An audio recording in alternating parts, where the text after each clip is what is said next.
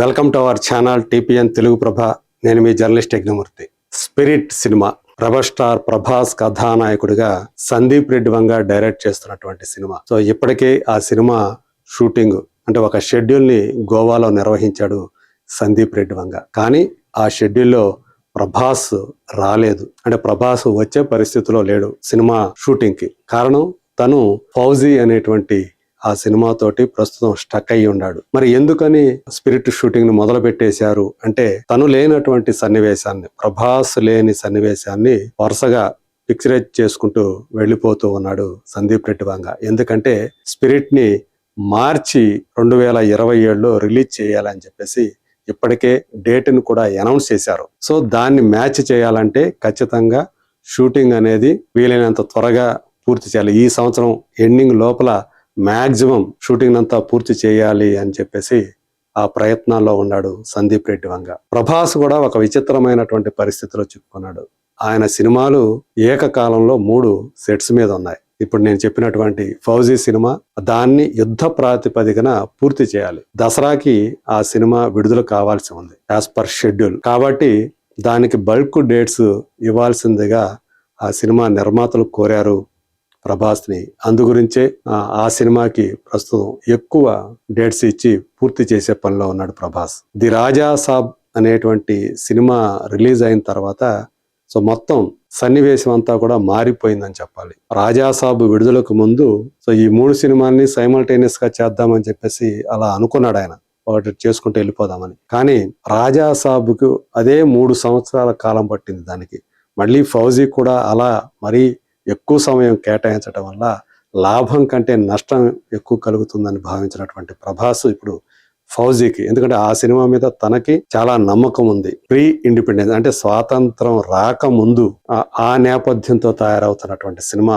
So దానికోసం తను different గా కనిపించాలి, తన లుక్ డిఫరెంట్ గా ఉంటుంది. సో ఆ లుక్ లో మళ్ళీ ఇంకొక సినిమా చేయలేడు కాబట్టి ముందు ఫౌజీని పూర్తి చేసేసి ఆ తర్వాత కల్కి పార్ట్ 2 అలాగే స్పిరిట్ సినిమాలు చేసే ఉద్దేశంతో తను ఉన్నట్టుగా మనకు తెలుస్తుంది. ఇంకో పక్క కల్కి 2898 సీక్వెల్ షూటింగ్ కూడా మొదలైంది. ఫిబ్రవరిలోనే అమితాబ్ బచ్చన్, కమల్ హాసన్ మీద కొన్ని సన్నివేశాన్ని, కీలకమైనటువంటి సన్నివేశాన్ని నాగ్ అశ్విన్ తీసేశాడు. అయితే ఇప్పటికీ కూడా వాళ్ళిద్దరికి అంటే అమితాబ్, కమల్ హాసన్ కాల్ షీట్లు వృధా అవుతున్నాయి అని చెప్పేసి ఒక ప్రచారం అయితే ఇప్పుడు నడుస్తూ ఉంది ఇండస్ట్రీలో. దానికి కారణం ప్రభాస్ కూడా ఆ సన్నివేశాల్లో ఉండాలి. సో ఆయన ఉంటేనే ఆ సన్నివేశాలు, ఆ ముగ్గురు కాంబినేషన్ లో సన్నివేశాలను తీయటానికి ఉంటుంది అని చెప్పి తెలుస్తోంది. అలా అమితాబ్, కమల్ హాసన్ లాంటి దిగ్గజ నటుల కాల్ షీట్లు ఉండి కూడా వేస్ట్ అవుతున్నాయి అని చెప్పేసి ఇప్పుడు ఏదైతే వినిపిస్తుందో మరి అందులో ఎంతవరకు నిజం ఉంది ఏంటి అనేది వాళ్ళకే తెలియాలి. సో ప్రస్తుతం ఫౌజీ సినిమాని పూర్తి చేసి ఆ తర్వాతే స్పిరిట్ సెట్స్ మీదకి ప్రభాస్ వచ్చే అవకాశం ఉంది. కాబట్టి మరి స్పిరిట్ అనుకున్న టైంకి వస్తుందా, లేకపోతే మళ్ళీ ఏమన్నా మరొక అనౌన్స్మెంట్ అంటే సినిమా విడుదలకు సంబంధించి, రిలీజ్ డేట్ కి సంబంధించి మళ్ళీ ఏమైనా వేరే ప్రకటన వస్తుందా అనే సందేహాలు ఇప్పుడు ప్రభాస్ అభిమానుల్లో కలుగుతూ ఉన్నాయి. సో అందు గురించే మళ్ళీ ఇది స్పిరిట్ ఆలస్యం అయ్యేటువంటి అవకాశం ఉందా అనేటువంటి సందేహాలు ఇప్పుడు వ్యక్తం అవటానికి కారణం అదే.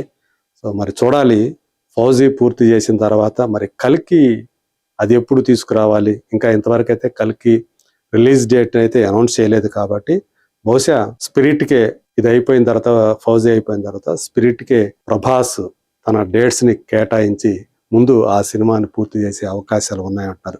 మరి ఇక్కడ ఏదైతే లుక్స్ ఉన్నాయో, స్పిరిట్ లుక్స్ వేరు, కల్కి సినిమాలో లుక్స్ వేరు, ఫౌజీ సినిమాలో లుక్స్ వేరు, ఇట్లా 3 డిఫరెంట్ లుక్స్ లో ఆయన 3 సినిమాల్లో కనిపించబోతున్నారు. ఒకదాని తర్వాత ఒకటి పూర్తి చేస్తేనే బెటర్ అనేటువంటి అభిప్రాయాన్ని ఎక్కువ మంది వ్యక్తం చేస్తున్నారు. సాధారణంగా ఇవాళ ఏ స్టార్ హీరో కూడా ప్రభాస్ లాగా ఏకకాలంలో 3 సినిమాలు సెట్స్ మీద ఉండటం అనేది లేదు.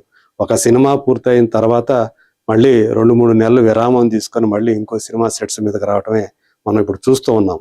ఒక్కోసారి 6 నెలల గ్యాప్ కూడా తీసుకొని తర్వాత సినిమాని వాళ్ళు స్టార్ట్ చేస్తున్నారు. కానీ ఇప్పుడు ప్రభాస్ మాత్రం అందుకు విరుద్ధంగా ఏకంగా 1 కాదు 3 సినిమాలు చేస్తూ ఉండటం, 3 సినిమాలు కూడా సెట్స్ మీద ఉండటం అనేది ఒక విశేషంగా చెప్పుకోవాలి. మరి ఎలా తన కాల్ షీట్స్ ని బ్యాలెన్స్ చేసి ఆ సినిమాని పూర్తి చేస్తాడు అని అందరూ కూడా ఈగర్గా, ఆయన అభిమానులందరూ కూడా వెయిట్ చేస్తూ ఉన్నారు. మరి చూద్దాం, స్పిరిట్ అది ఆ పేరుకు తగ్గట్టుగా మరి ఒక స్పిరిటెడ్ స్పీడ్ తోటి ఆ సినిమాని పూర్తి చేస్తాడా లేదా? Let us wait and see.